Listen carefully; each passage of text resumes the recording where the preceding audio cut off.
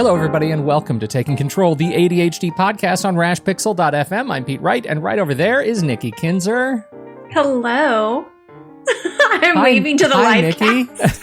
I know most people are actually just listening to this. Very few are actually seeing us in video, but I'm waving to you too in spirit. You are. It is super fun. If you are a member of Taking Control, the ADHD group, or a supporter of us on Patreon, you would be seeing this live stream right now. And we sure hope you consider that. Patreon.com/the ADHD podcast. Thank you for your continued support. We have a return guest, return guest. Friend of the show, Linda Roggli, is back with us. We talked too long last week, and we realized that we just got so excited about what we were talking about that we didn't get to the most important part, which is your questions. You wrote in some great questions. We've distilled them and compressed them and put them in a format that Linda is going to take on today. Nikki, am I right? You're right. I am right. You got it right. Yeah. All right. Well, kick us off. Where do you want to start? Yeah. Okay. So this is what I did, Linda. I told everybody you were going to be on the show on Facebook and asked, what questions do you want for Linda, who is an expert in women in ADHD? And I have 5 really good questions. The last one I'm going to leave because it's a doozy and it's really important. Not that the other 4 aren't important, but I think it's going to take a little bit longer to answer, if that makes sense. All right, first question. What symptoms should parents be looking for specifically in elementary school age girls diagnosed with ADHD when deciding if medication is needed? Well, I think that, so thanks for having me back. First of all, thank you very much for having me back. And second of all, so the decision about medication or no medication depends on, from a clinical point of view, how impaired is your daughter? And what I mean by impaired, I don't mean that she's sinking. I just simply mean that, is she able to keep up with schoolwork? Does she have friends? All those kinds of things. So first of all, let's start at the beginning. Young girls are more difficult or more often missed. More difficult to diagnose is where I was going, but actually it's not difficult to diagnose if you know what you're looking for. A lot of most young girls are inattentive. So they're the dreamy, creamy, staring out the window kind of look. And because all girls are still socialized to sit still and be nice and, don't make trouble, a lot of little girls miss because of that. Their ADHD their brains are still really distracted. Like they're not paying attention to the teacher, but they're also not running around the classroom like often hyperactive little boys are. So inattentive little boys are missed as well. So number one, if your daughter, and I'm assuming it's your daughter you're talking about here, if your daughter is diagnosed with ADHD, first of all, congratulations, because somebody did a good job of catching it.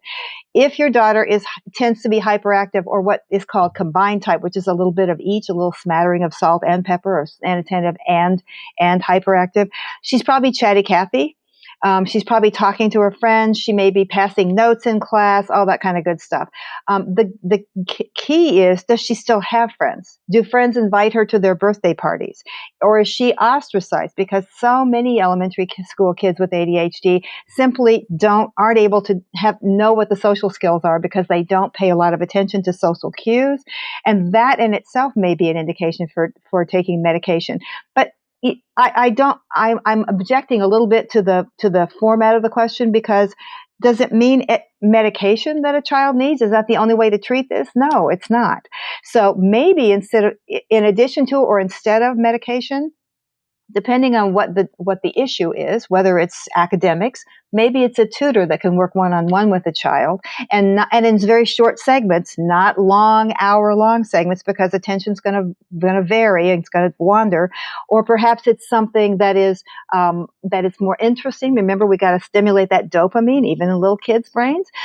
Maybe it's something more interesting like that. Maybe it's a software program that can help learn the addition or the times tables or whatever it ends up being, or maybe it's a coach for an elementary child, because coaches there are many, many more coaches who are working with young children, and they really know ADHD. Be sure you work with a certified coach or at least one who has specific ADHD training, because then they'll be able to really work with your child. And so I think medication is one wing of this, but I think if your child is diagnosed with ADHD, some kind of treatment is important. Just knowing about it is important, but that also can be a shaming piece for a child. So instead of making such a big deal about, well, that you have ADHD and you need to sit here and whatever, I'm going to close the shades. You can't look out the window. No, that's the worst thing you can do, because a child with ADHD needs to get up and either run around or have some distractions. So, treatment's really important, but gear it to your child. And I'm sorry, I kind of wandered all over, but that's my ADD. One thing I want to kind of bring back to the very first thing you said is, first of all, congratulations. Can you expand a little bit on that? Because I'm sure there's some people saying, congratulate me on what? Like, what am I congratulating me on? And I love that you said that. So can you just give us a little insight on where that's coming from? Absolutely, because children who are diagnosed with ADHD, people who are diagnosed with ADHD in childhood tend to have a more successful lifetime pathway, if you will. The earlier you are diagnosed, the better off you are. So if you have a daughter in elementary school who has been diagnosed, number one, that means somebody's paying very close attention to your daughter, whether it's you or whether it's a teacher. So I know a lot of parents may hear from a teacher, well, I think your daughter may have ADHD, and they're horrified. They're, oh no, or they deny it, and they're like, well, so what if they have it? My child's not crazy, that kind of attitude. Because it's a mental thing, right? It's something wrong with your brain, but it's not really something wrong with it. It's just different. Just as somebody who is, who likes sports instead of the ballet. That's just a difference. That's not necessarily that ballet is bad or that sports are bad. It's just different. We have different interests. So remember too that this is a physiological issue, and as the longer it goes, the more coping strategies that your child may create for herself that may not be really effective. So if you can get in there and help her, and I'm going to say this in two ways, help set up structure for her, but more importantly, set up structure with her, because a lot of folks get to the end of high school with their ADHD child and they've been able to kind of support them. And what Dr. Tom Brown calls scaffolding. He says, if you can build scaffolding for a child, then they can stay within those boundaries and actually be successful. But too often a child gets to the end of high school, goes off to college, and there's no scaffolding because the parent has set that scaffolding up. The child doesn't know how to do it for themselves. So I think almost everybody who talks about transition from high school to college talks about how you help your child do this. And think about how much easier that would be if you started back in elementary school. This is a story that I heard years and years ago, my very, very first ADHD conference. Sandy Maynard, who is an ADHD coach in the Washington, D.C. area, was working with a little girl, and she couldn't get up in the morning. She couldn't remember what she was supposed to do. She didn't tell her how she should do that. She said, what would help you get from one place to the other, that you have to get out of your bed and then you have to brush your teeth, or you have to get to the bathroom, or there your clothes, or what would help you? The little girl came up with a brilliant idea. They put colored tape on the floor from her bed to the first place she was supposed to go, and then they had a different color tape going to the next place she was supposed to go, and she created that herself. So academic coaches will help your child learn how to study and all that kind of stuff, but regular ADHD coaches help you or your child, because a lot of you have ADHD too, because it's sometimes genetic, often genetic. Mm-hmm. They ask you to help figure out what's going to work for you, and they ask your child that same question that Sandy Maynard said, what would work for you? And the little girl figured out a solution that was brilliant under any circumstances. So who would have thought of that except that little girl? So yeah, that's great. That's great. Well, thank you so much. Okay, so this is a small question with a lot of answers, I think. Number 2, what parenting techniques are helpful for moms with ADHD who are raising kids with ADHD?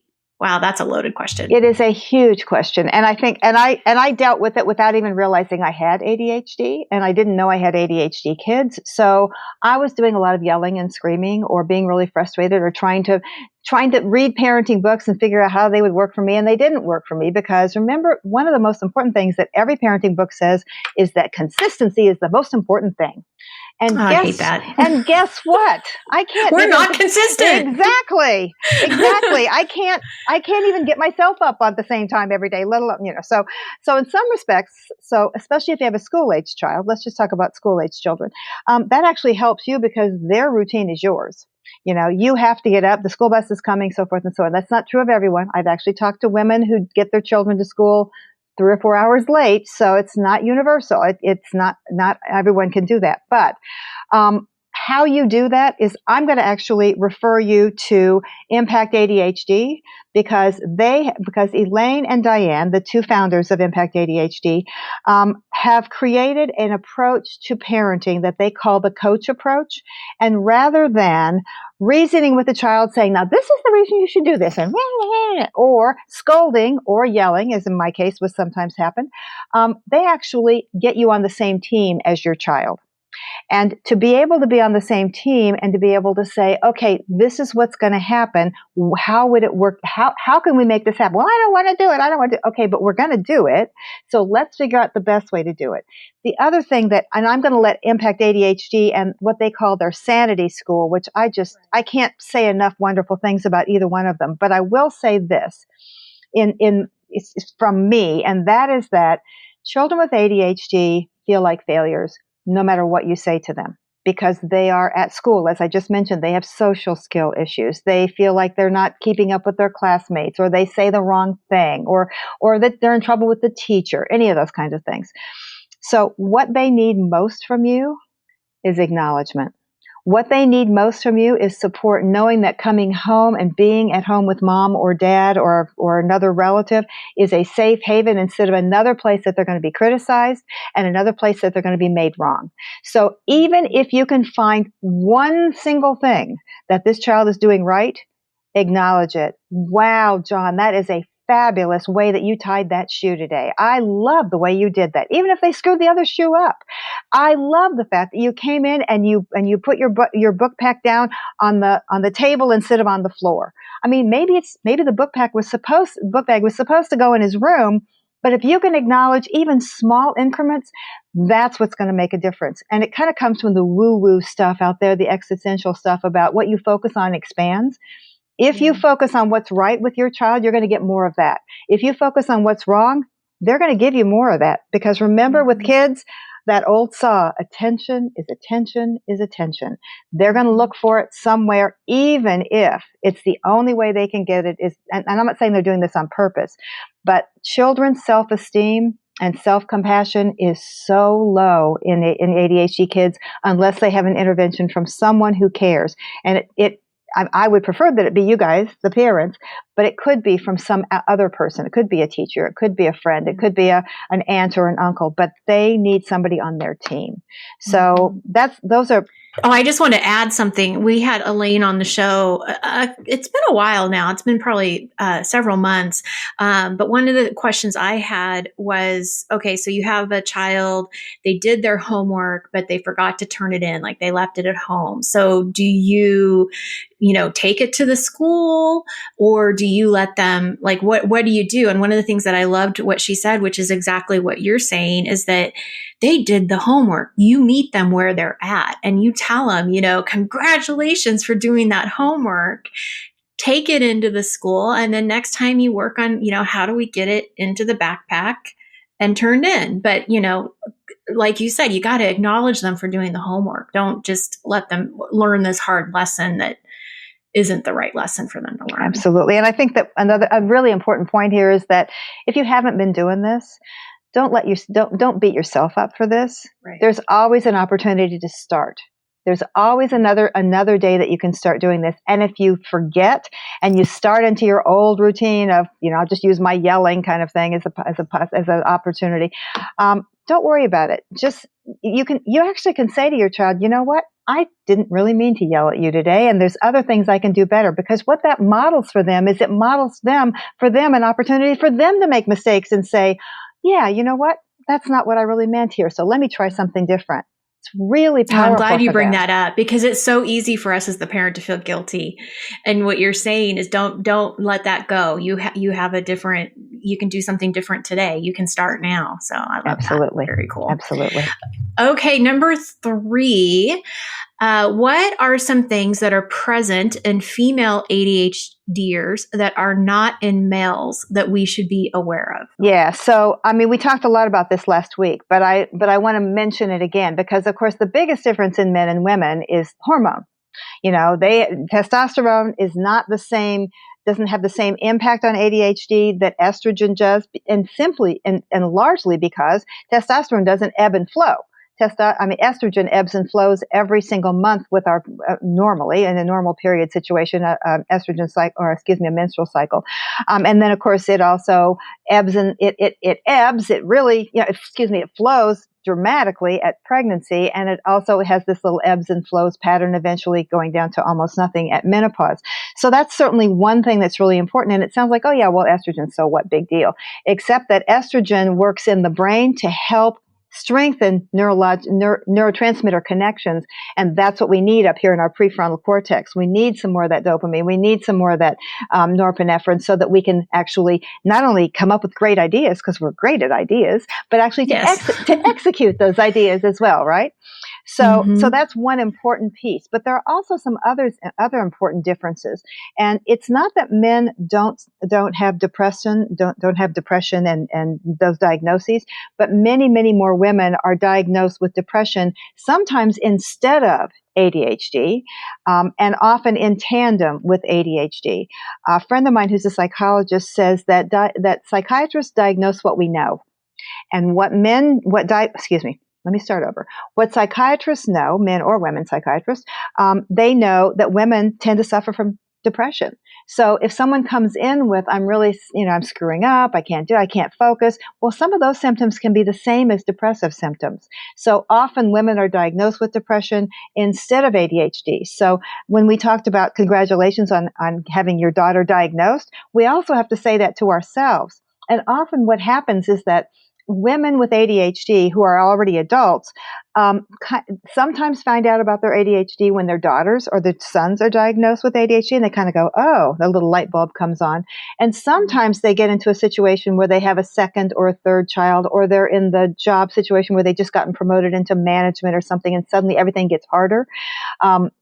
That's one of the things that Laurie Dupar talks about, tipping points for women. There are certain tipping points when ADHD shows up. So what Dr. Ellen Lippman talks about is that a lot of women come to her because they're self-diagnosed, and they go to her to be validated for the diagnosis. You know what? I think I might have ADHD. So differences are that women will tend to go more often to be diagnosed when they get to be adults. Men tend to not do that. Men tend to say, no, it's fine, I'm fine. No, it's nothing. But remember, too, that men, not often, but sometimes, the reason I say often is because almost all men back in the day used to have secretaries. That covered up a lot of ADHD. Somebody's doing something for you. It's like having a wife, it's like having a wife at work. And sometimes wives did that too, back in the 50s, perhaps the 50s or 60s, when we didn't even know. Not women. now. No, not now, baby. That's for sure. Never, right? So anyway, so that's another piece of that. And then the other piece is that women tend to be far more emotional with their ADHD. The emotions tend to be more out there. They tend to be more mercurial. But remember too that and anger outbursts, we just talked about, anger with kids, and that can happen when you have ADHD, and they just, let's face it, kids can drive you crazy. And it's just like, you just want to, you explode, right? So, and then you feel bad because the little kids over there going, what did I do, kind of thing. So, but the thing about ADHD is that we often have that burst of anger, and then it dissipates very quickly. Whereas if you're working with someone who doesn't have ADHD, an adult I'm talking about, they may take that anger outburst and hang on to it for a long time. And ADHD folks might not hang on to it, but they might ruminate about a perceived injustice. So, someone, glanced askance at me kind of thing, and they'll do that. And there was one more piece about emotions that I was going to talk about.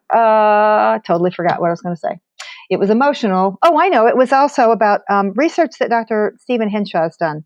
And although his research only now includes women who are in their early 20s, he's done to my knowledge, the only longitudinal study starting with girls when they were at elementary school and followed them all the way through childhood into early adulthood. And what he's found is that women with ADHD, at least young women, tend to have more serious issues with self-injury, meaning that they're more likely to cut themselves, they're more likely to burn, and they have a higher risk of suicidal ideation, which means they're thinking about committing suicide. So that kind of goes hand in hand with depression. But the sad piece is that because of impulsivity, ADHD folks in general, but women in particular, have a higher level of successful suicide. So I don't think you can call that a symptom. That's kind of an end result and a tragic one. But there certainly are some significant differences in men and women. And I probably have left out the most important one, which is kind of at the bottom of all this, is that women tend to have, not always, but tend to have many more role expectations than men do. Single dads, I get it. Stay-at-home dads, they kind of have those same things, but I think they even that is done differently. But women are expected to not only manage a household and take care of the children and keep their job and make sure that they're a good spouse or a partner or whatever that ends up being, but they're also supposed to make it look easy.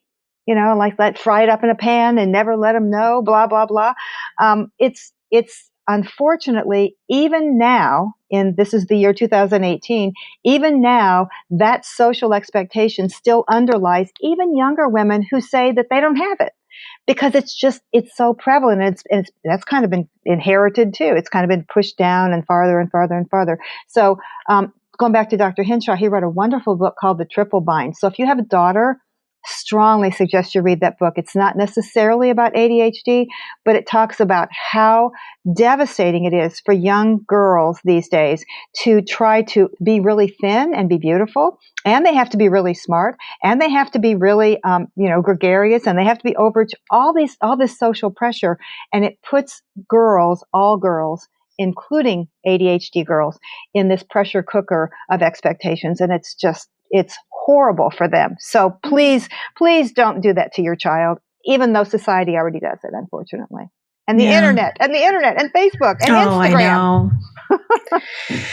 It's scary. Okay, we're going to move on away from that question because but don't worry, we'll be back around. It brings up so much anxiety because I have a 12-year-old daughter. So, and there you go. Moving on. All right. So this question, I am lucky to work from home. How do I concentrate on work when there are so many things to be done in the house? Again, roles. I try to divide my time into work blocks and home blocks, but I still find myself getting sidetracked. Oh, yeah. Boy, do I relate to that. All of us do, because we all three work from home. I mean, we get it. Absolutely. And I'll tell you, when I started my own company, it's been 20 years since I've been working as an entrepreneur. When I did it, I worried. I thought, am I going to have enough discipline to actually work instead of just screwing around and wasting time all day long? Even before I even knew about my ADHD, this was a long, long time ago. And I don't think there are easy answers to that question, except, well, let me just say, unless you are able to compartmentalize your work station, if you will. And I don't know if that's always possible, because let's face it, some of us work on the dining room table, for Pete's sake. Our offices are stuffed into a corner in our bedrooms, which makes it really, really difficult. So, what I find to be true is that I'm going to say this, and I'm going to tell you my not so funny solution to my own situation. What I find to be true is that I can't be bothered. I can't be interrupted. So personal phone calls, I'm so tempted to pick that phone up because they all ring into my phone, right? Because what if I need to talk to somebody, right?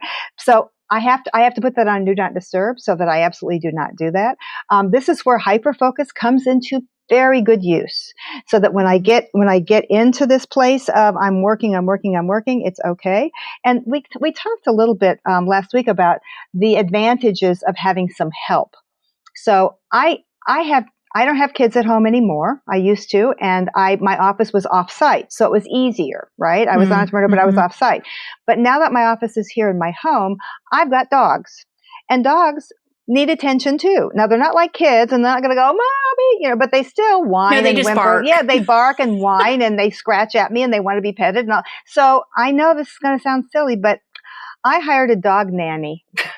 Nice. That's great. That's awesome. I love that. She also cleans my house, so that's nice too. But at least, I mean, I can close the door, and they don't come downstairs, and so but then they'll still scratch at the door if she's not taking care of them. So she takes them out, and I know that not everybody has dogs, but the theory is still the same: is that you need to be able to close off from those distractions. But every time I go upstairs and get a drink of water, because I don't have a refrigerator down here, every time I go upstairs, and there's the laundry sitting there, or there's the mail I need to sort, or there's this. So it literally has to be like the rubber band on your arm. You know, you snap it, and it's like, nope, back to work kind of thing.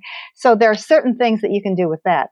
The other thing that I really, and that the dog nanny wasn't the funny thing. The other thing was that I finally had to get an office away from my office to get something done. So I rented office space, just a teeny little office space, so that I can go there and nothing. I don't have a phone there. I have nothing. And there's no windows and there's no nothing. So it's almost like isolation. And some people can do that. They call that a cell. They do call that. Like solitary confinement, right? Yeah. But there's a word. There's already a word for that. But as long as it's heated and cooled, and and I can put pictures on the wall so that it's not depressing, for heaven's sake. So that, but I mean, you can do the same thing with, like I have a little garden shed out in my garden. So if I could go out there, I could fix that up. You could do a corner of, whatever, your bonus room or something like that. But and it doesn't have to be a cell. It can be those portable room divider kind of things, those screens, right. so that you're in there by yourself, and you can still hear noise if you're in your house. But again, it's about keeping this space focused, and I use that word deliberately because this needs to be work. And it's, I've heard people say, like with their kids, oh, well, you shouldn't ever do anything in bed. You shouldn't work in bed. You shouldn't have your kids in bed with you. You should only have bed. Your bed should be for sleeping and sex. That's the only thing you should use it for. Now, I don't know anybody who does that, but maybe somebody does. But it's the same theory with your workspace. This is work. And if you have a phone call that you see comes in on your personal line, force yourself to go get it on another phone, because that's a different place than this is. And I'm saying this as if this all works, and I know it's hard. I just want you to know that I empathize completely with how difficult this is. But that's the best I got right now. Try me later. That's the funny thing is I find it comes with it ebbs and flows. My success with it ebbs and flows with that sort of intrinsic motivation, right? It's like when I'm working on a project that I'm selectively able to hyper focus on and I'm excited about, it's really easy to flush the phone calls from mom and dad or to flush the phone calls from people and ignore the dishes. And, yeah, right. But the challenge that I have with it is, my goodness, hyper focus also is it's very much a double-edged sword. I don't always get to control what I can focus on and what I am motivated by. And one day I think today's the day I need to spend downloading all of my 400 Audible books from my account because, what if Audible shut down tomorrow and I'd lose all my books? And suddenly, that's the most important thing that I can do. And I can't do anything else because of it. So, I know. Trust me.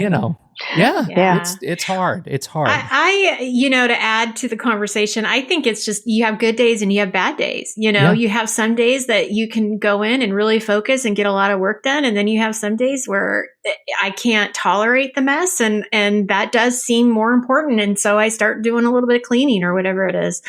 But yeah, I think it is always a work in progress too. I mean, it's taken years just to come up with some kind of routine that I have now. And that still changes all the time. Yeah. So it is, I think, be patient and kind and right. I mean, like absolutely. You said, right. Well, I mean, like you said, focused area and just do what you can, but it's not a perfect science. There comes a gift of habit, right? Like if you the muscle that you kind of develop is the muscle of building habit. And once you build enough accommodations in place and you kind of, acclimate yourself to what those accommodations are, whether it's putting the screen up or having a visual reminder not to answer the phone, whatever it is, like you'll get better at it. And that's we talked about sleep last week. It's hard work, and it's okay for it to be hard work, and give yourself some leeway, some patience, and don't be too hard on yourself. I guess that's my Which goes right into number 5. Let me mention this because you talked about habit. Everyone thinks that a habit can be cemented into your life in 21 days, right?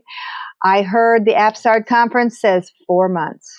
Yep. 4 months before you can really get something in. So I just want people to say, well, I did do a habit and it still didn't stick. Well, 4 months is 120 days. That's a lot longer than 21. So anyway, that's all. Well, and Linda, I got to say to that, like, I have never agreed with the 21 days, never. And Pete, you know that we've had this conversation before. I've never understood that theory. And I even would say, with arguing with the 4 months, it really depends if it's something that you really like to do. Like, I think of exercise. I hate exercising. I hope that in 4 months, this Fitbit keeps me active. Like, I'm really hoping for that. But I know it is going at 4 months, it's still going to be hard. Conscious. You have to be conscious about it. Even then, be conscious. I have to. When I first got my Fitbit, I have one with a little face on it, so you can. It's like I got a clock and everything. So when I get my 10,000 steps, it does little fireworks and has this pretty rainbow display and all that kind of stuff. I lived for that rainbow display for the first few months. Now it's like, oh yeah, rainbow. Right. That's what I'm so afraid of. Yeah. But you're still wearing it and you're still active. So that's my hope. Yeah. That's my hope. It ebbs and flows. And there are times when it doesn't work for me. And the little taps on my wrist to stand up, don't work for me, mostly because I'm at a stand-up desk and that doesn't really help. But the bottom line is, like, it comes with certain reminders. And the reminders are, when I look at my wife and how hard she's working because she wants to live a long life for our kids and be healthy and strong. Like that, those are the things. It's not the fireworks anymore so much for me. Those are an indicator that I've done something right. They are not why I'm doing something. Right? Bingo. I think that's the difference. Woohoo! Record that. You need that, a little sound bite. Fireworks now. Yeah, no kidding. Sound bites for that, baby. Woo! That was great. All right, you guys just both totally made my day. I'm gonna go. Fantastic. I'm taking the rest of the day off. Okay, so now I'm totally gonna be Debbie Downer. Oh no! Go into the last question, but no, it's not a downer. It's not a Debbie Downer question. I just think it hits on so many levels for so many people. Now, it's a long question. Pete, you might want to read it. You're so good at these. All right, I'll give it a shot. Okay. I have a question about guilt. After 37 years of managing what I thought was just forgetfulness and disorganization, I am very accustomed to the feeling that comes from letting people down. Now that I'm on meds and learning so many great coping strategies, I feel like I can do absolutely anything I set my mind to. So I've been getting these great ideas about things I could do now that might make up for all my past flakiness. I could get the girls together for a night out, finish that craft project I promised my aunt, start a meal service at my church for people post-surgery, make contact with all my old friends who got tired of me never returning calls. You get the point. So, do you have any advice on how to control this new sense of invincibility? I love that I'm getting a handle on paperwork, I'm thinking more clearly, and I'm getting systems in place. But I'm afraid if I don't rein it in, I'll be back at square one with the anxiety and depression. Okay. So I don't think you're Debbie Downer. I think you're Nikki Negative instead. I know. Sorry. That's true. And Pete, poor Pete. But poor Pete. I think, yes. So let's back up. So the answer is whoever wrote this in is exactly right.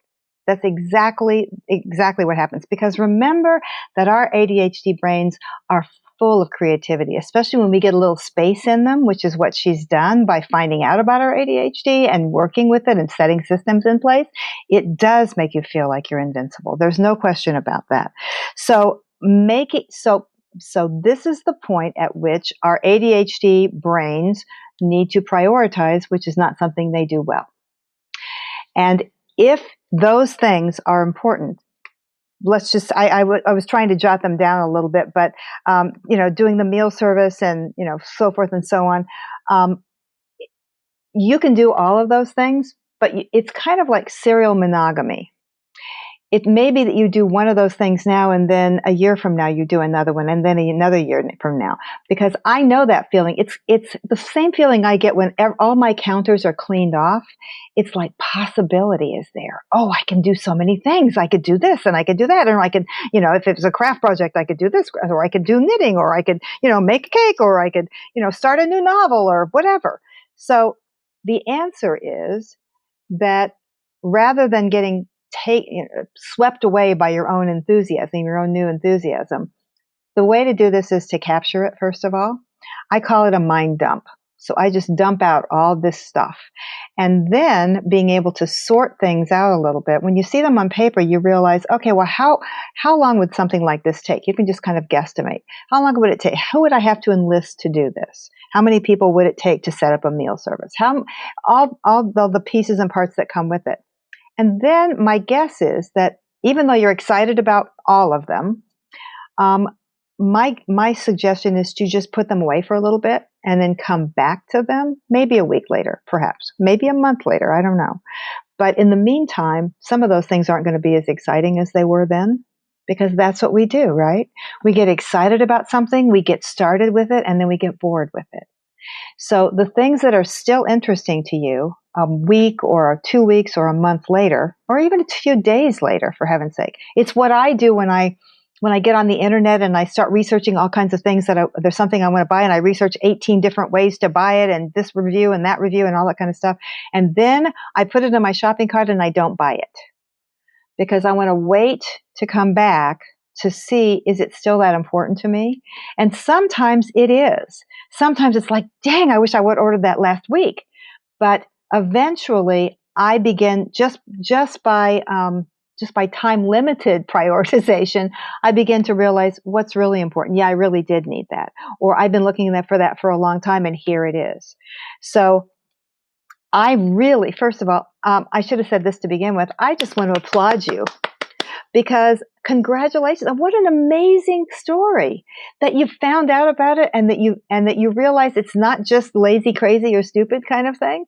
It's your ADD. Duh. It's just ADD. And now you're working with it. So what an amazing story that you're able to come through that and then have room in your life and in your brain and in your potential to have these amazing service ideas. I heard a lot of them were service ideas, which is just wonderful. So be realistic. That's first of all, great, good job. Second of all, write them down and then kind of think through what kind of energy it would take and what kind of resources and people and all that kind of stuff. And third, allow yourself to choose one of them. Choose one of them. But dang, that's hard. I want to choose all of them, right? They all are so. I want to do all of them at once. But here's where you're going. It's that old spinning plates thing. I got this plate spinning. I got this plate spinning. I got this. And if you get too many plates, some of them are going to drop, and that's exactly when you end up back where you were.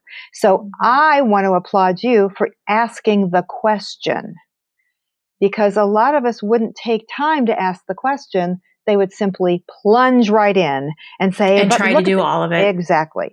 So I think the fact that you are being thoughtful about this, that you are aware of the possible pitfalls with this, means that you likely are going to have success with one or more of these projects. So I just can't say enough good things about the fact that you did this. Well, it's the same thing you were saying earlier about working with your own kids and celebrating the success of putting the book bag on the table instead of the floor, right? If you give yourself enough latitude to try one thing, be successful at it, and celebrate it at an appropriate level that actually gives you that motivation, you'll build stamina to be able to handle more things and really leverage that invincibility. I love that.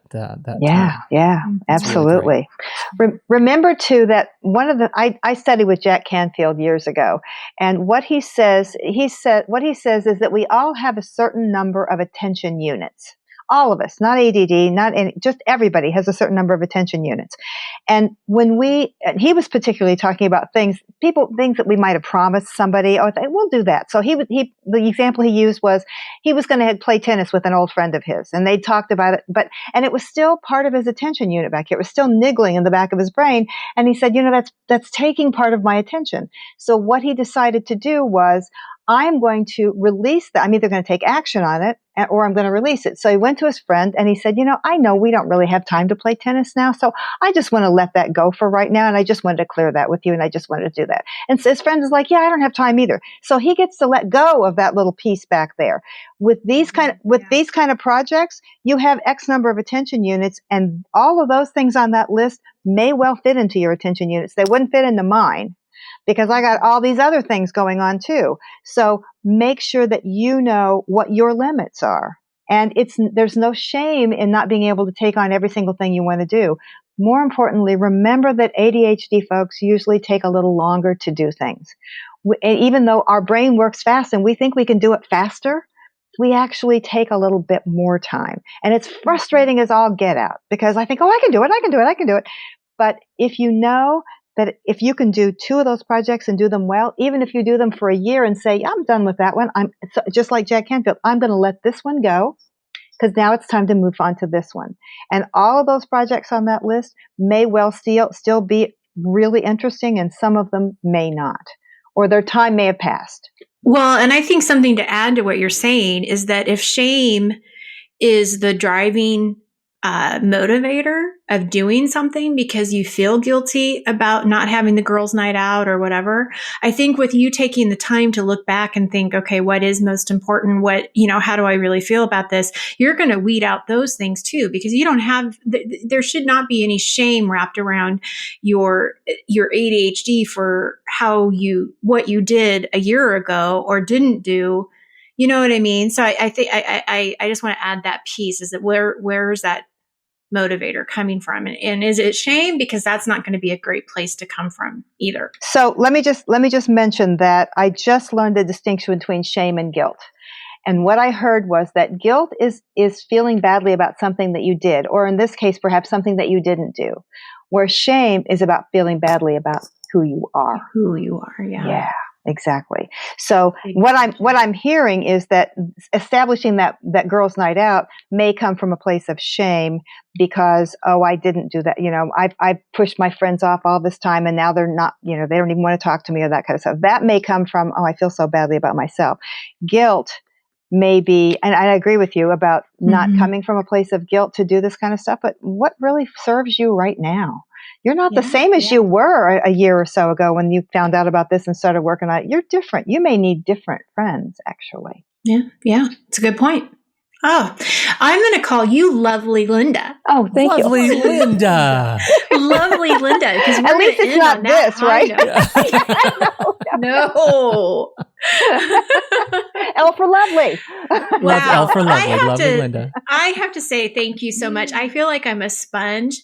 I'm just listening to every single word that you're saying, and I get to see you, which is great because, this video thing. So it's just wonderful. Thank you so, so much for your time and sharing your knowledge, your thoughts, your ideas to our listeners. It's just, I am so happy to know you, Linda. Me too. I feel the same way. I feel the same way about both of you. Oh. So thank you. Pshaw, you say that to all your guests. No. No. We love all our guests. This has been really so much fun. Thank you, Linda. Before we go, I know you talked at greater length about this last week, but why don't you give us the 30-second overview of the ADHD Women's Palooza coming up?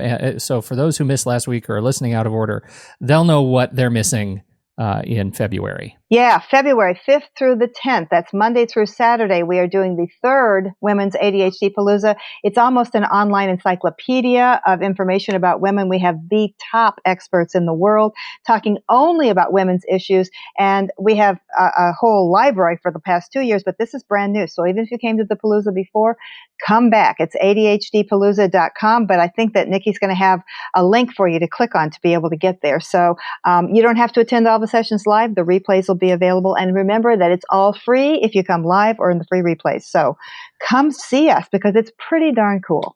And Nikki's going to be there too. I know. Look at this. If you're in the live stream, there's Nikki on the panel of it's like a who's who of past guests too. So if you liked our past guests, there are a lot of them here. They're wonderful experts, and this is such a great opportunity. So again, ADHD Palooza, and it'll be in the show notes. Check it out, and thank you so much, Linda. Sounds fabulous. It's always such a pleasure being with you guys. Thank you so much for allowing me to come on and share all this kind of stuff and be with you. It's just so much fun to be with you. It is. Well, it's fun. I love being with you, and I love your take on things too. It's just fantastic. Very, very sweet. Okay, so we're going to wrap up here. Thank you so much, everybody who's downloaded and listened to this show. Thank you for subscribing. Thank you for supporting the ADHD podcast on patreon.com/the ADHD podcast.